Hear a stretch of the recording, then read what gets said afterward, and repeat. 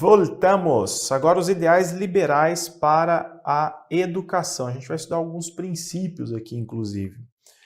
Vejam, um dos aspectos centrais do liberalismo é a vinculação entre o desenvolvimento social e a educação. Isso quer dizer que a preocupação da educação é tirar o sujeito da marginalidade. Uma vez que o sujeito teve acesso à escola e à educação, agora ele é responsável pelo próprio destino. É óbvio que numa visão crítica isso é combatido, porque nós precisamos olhar para a realidade social do sujeito, do indivíduo também, mas esse é o pensamento liberal. Tá? O pensamento liberal é esse. Nós vamos nos preocupar em tirar o sujeito da marginalidade oferecendo a educação. No entanto, quando esse sujeito está ali na escola, nós não nos preocupamos em compreender a sua situação material, a sua situação social de fato. Desenvolvimento social, então, atrelado à educação. E um ponto muito importante. A partir dessa visão, a escola ela tem uma missão salvífica, que é justamente tirar o sujeito da miséria, é salvar a vida do sujeito. A escola tem uma missão salvífica.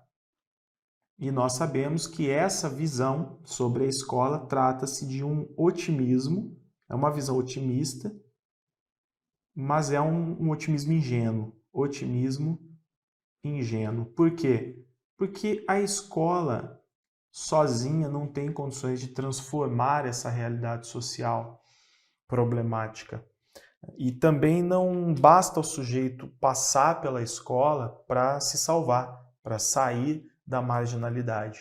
Então, dentro de uma sociedade em que nós temos relações de poder, em que existem preconceitos, desemprego, uma série de problemas sociais, simplesmente passar pela escola não quer dizer nada. Inclusive, a escola acaba sendo uma instância de reprodução de desigualdade social. Não é?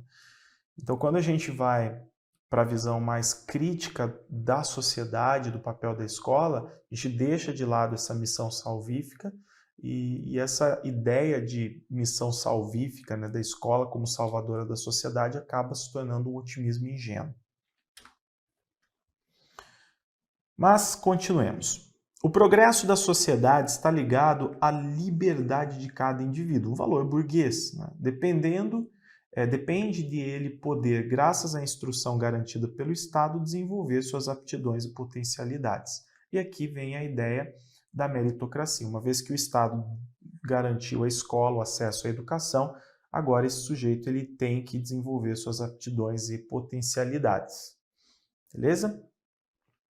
Existe um detalhe que nós precisamos sempre levar em consideração aqui. Vinícius, isso tudo está errado, está certo? Não está errado. Mas existe um porém. Os países desenvolvidos, eles universalizaram a educação básica já há bastante tempo. Então, já no século XIX, esses países desenvolvidos estavam investindo muito em educação, para que todos tivessem oportunidade de ter acesso à educação e pudessem, então, realmente ser donos dos seus destinos. Mas a mesma coisa não aconteceu em países como o Brasil, em países subdesenvolvidos, né, que depois se tornaram emergentes. No Brasil, o grande problema é que os sujeitos não partem da mesma condição, os sujeitos não têm as mesmas oportunidades. Então é muito difícil, em um país em que as pessoas não têm as mesmas oportunidades, falar, por exemplo, de meritocracia. Seria sinal de injustiça, não é? Mas vamos falar dos princípios, então, que estão atrelados aos ideais liberais. Primeiro, o princípio do individualismo. O indivíduo deve ser respeitado pela dignidade adquirida pelo nascimento, bem como por seus talentos próprios e aptidões. Ao governo, cabe permitir e garantir a cada indivíduo o desenvolvimento de seus talentos, em competição com os demais, ao máximo de sua capacidade.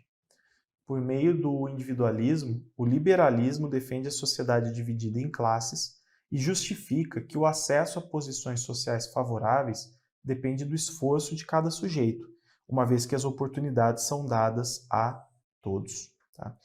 Então, a oportunidade de ter acesso à educação e o sujeito ser livre para produzir, para crescer, enfim, para se desenvolver. Nesse caso, nós temos o estímulo a uma sociedade competitiva. A ideia é oferecer educação para todos, o acesso de todos à escola, à educação, para que essas pessoas possam, então, iniciar ali uma competição dentro da sociedade e o melhor vence.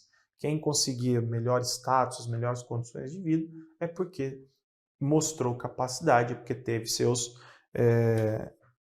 méritos. Princípio da liberdade. Condição necessária para a defesa da ação e das potencialidades individuais. Trata-se de um princípio básico e profundamente ligado ao individualismo. Antes de qualquer coisa, o indivíduo precisa ser livre, até porque o indivíduo que não é livre, ele não tem condições de lutar pelos seus objetivos. Então, no primeiro momento, quando a gente fala do individualismo, a gente tem que assegurar o desenvolvimento máximo das potencialidades de cada um, e é a escola que vai fazer isso. E no caso da liberdade, o sucesso, o fracasso, tanto sucesso quanto fracasso na vida do sujeito é de responsabilidade de cada um e não da sociedade. Por quê? Porque ele teve liberdade para construir a própria vida. O princípio da propriedade privada, vista como um direito natural, livre de qualquer usurpação, deve ser assegurada pelo Estado. A propriedade da terra e dos bens de produção deixa de ser um privilégio da nobreza feudal para ser a condição de progresso individual e de desenvolvimento econômico. Então, nessa sociedade de competição, as pessoas estão competindo, por exemplo, para ter o quê? Obviamente, acesso a diploma, ter os melhores empregos, os melhores salários, mas nós estamos competindo também para ter acesso à propriedade privada, porque quem tem acesso à propriedade privada consegue ter uma situação melhor na sociedade. Princípio da igualdade não significa igualdade de condições materiais, mas igualdade perante a lei. É o que diz, por exemplo, o artigo 5º da nossa Constituição. Todos são iguais, perante a lei. Artigo 5º da Constituição. Segundo ele, como os homens, segundo esse princípio da igualdade, como os homens têm diferentes potencialidades e se educam em diferentes condições, seria impossível uma pretensa igualdade social. Isso quer dizer que a lei assegura os mesmos direitos a todos, mas alguns conseguem mais coisas do que os outros. Então, isso é natural que aconteça. O princípio da igualdade é válido, mas ele tem um problema. Em países como, por exemplo, o Brasil, em que nós temos uma sociedade desigual, concentração de renda, injustiças, enfim, uma formação colonialista, patrimonialista. E qual é o grande problema? As pessoas têm os seus direitos assegurados por lei, mas esses direitos não são efetivados no mundo concreto, na realidade concreta. Eu, por exemplo, tenho direito de acesso à justiça, mas a gente percebe estatisticamente que muitas vezes a pessoa negra, a pessoa pobre, do sexo feminino não consegue ter o mesmo acesso à justiça do que a pessoa branca da classe média, por exemplo. Então, em uma sociedade desigual, simplesmente existirem leis que garantem direitos não quer dizer nada, porque esses direitos acabam não se efetivando no âmbito material. Aqui nós podemos dizer que existe igualdade, aliás, deixa eu até colocar aqui, porque é interessante essa questão da igualdade. A gente pode dizer, quando a gente fala de igualdade, que existe a igualdade formal. Nós temos lá a lei, que é importante, a lei prever, a lei conceder direitos, é muito importante isso. Mas aqui nós temos a concretização, efetivação dos direitos, quando a gente fala de igualdade real.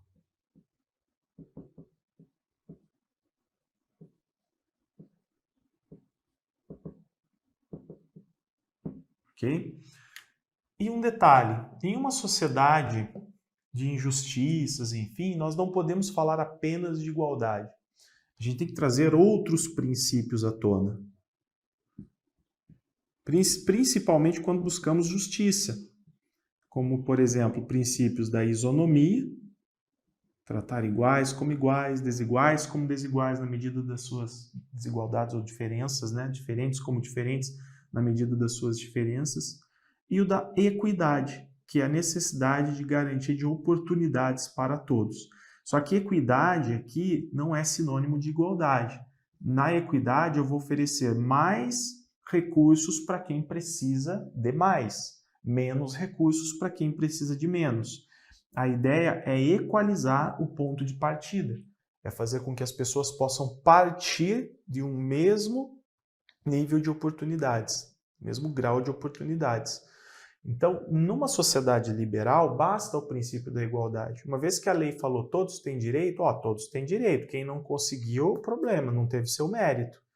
Mas quando nós temos um olhar crítico sobre a realidade, percebemos que existem problemas sociais crônicos que impedem alguns de conseguirem os mesmos objetivos do que outros, nós precisamos pensar em isonomia, em equidade. Apenas pensar em igualdade não basta. Tudo bem? Voltando lá. Princípio da democracia, pessoal. Princípio da democracia. A democracia liberal consiste no direito de todos à participação no governo por meio de representantes eleitos. Representantes. Essa democracia liberal é a democracia representativa, tá? Então aqui nós temos democracia representativa. Como que funciona a democracia representativa? Ela é exercida por meio do voto. Eu voto em alguém que irá me representar politicamente. Porém, a gente sabe que existe manipulação no âmbito político. Hoje nós lidamos com fake news, compra de votos, corrupção, manipulação, alienação, uma série de problemas. E nós sabemos também que a política é viciada. Então esse representante que teve lá, né, que fez o seu discurso, enfim, ele muitas vezes ele não cumpre isso.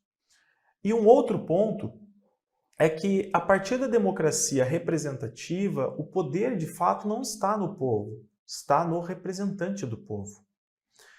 Uma visão progressista vai questionar isso, porque o poder ele precisa emanar do povo, mas estar com o povo também. Não simplesmente passar do povo para o representante. O povo precisa ter o poder também para buscar transformações.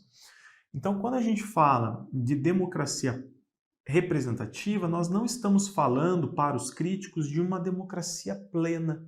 O que seria a democracia plena? A democracia plena é aquela em que, apesar da existência da democracia representativa também, até como uma questão de funcionamento do Estado, né? No caso da democracia plena, nós temos aqui um poder maior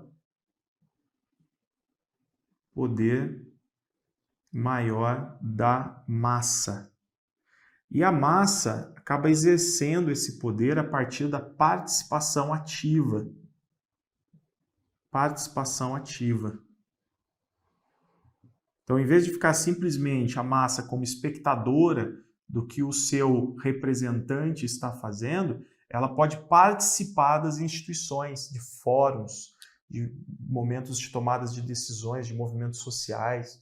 A gente tem como exemplo aqui a realização de movimentos sociais. Então, os grupos podem se organizar e efetivar ali, realizar seus movimentos sociais, defender suas demandas, seus interesses. E um outro ponto que está relacionado à democracia plena também é o reconhecimento, eu vou colocar aqui em cima, reconhecimento das múltiplas minorias. Das múltiplas minorias. Por que isso, Vinícius? Porque no caso aqui da democracia representativa, deputado, por exemplo, né? Deputado eleito, ele acaba defendendo os interesses de um público restrito que o elegeu. Ou seja, tem uma parte da população, uma parcela da população que ganhou a eleição e que será representada, que terá seus interesses representados. E existe uma outra parcela que corre o risco de não ter os seus interesses atendidos. Quando a gente olha para a democracia e pensa em reconhecimento das múltiplas minorias, isso muda. Por que que muda? Porque agora todos os grupos sociais são atendidos. Então nós temos que entender que todos os grupos sociais têm também têm legitimação para apresentar seus interesses, suas necessidades e suas demandas e também merecem ser atendidos. Múltiplas minorias, aqui a gente está falando de diversos grupos. Nós estamos falando de quilombolas, de indígenas, nós estamos falando de LGBT, de mulheres, nós estamos falando de operários, de grupos de trabalhadores, de N grupos sociais que possam aparecer na sociedade e que também devem ter seus direitos garantidos, tá bom? Mas, dentro do sistema liberal, nós estamos falando aqui, ó, da democracia representativa. A partir de uma visão mais crítica, a gente vem para essa democracia plena em que a população não vai apenas votar, mas vai participar diretamente das instâncias sociais. Continuando aqui no princípio da democracia, segundo esse princípio, os representantes eleitos pelo povo deveriam defender os desejos da maioria e não interesses particulares que lesassem a nação. Então essa maioria é a maioria que vota, mas a sociedade está mudando cada vez mais, a gente tem N grupos, né? Nós temos diversas minorias que precisam ser atendidas também, como eu acabei de falar aqui para vocês. Beleza? Agora, pessoal, vou falar de dois nomes que são representantes desse pensamento liberal e que são fortes quando a gente fala aí de educação, de sociedade, de mundo do trabalho, que é o John Dewey, no caso um nome mais atrelado à educação, e vou falar para vocês também do Theodore Schultz, que tem ali a teoria, né, trabalha dentro da teoria do capital humano. Então vou falar desses dois teóricos para vocês agora. Vou fazer uma pausa e já volto para falar deles.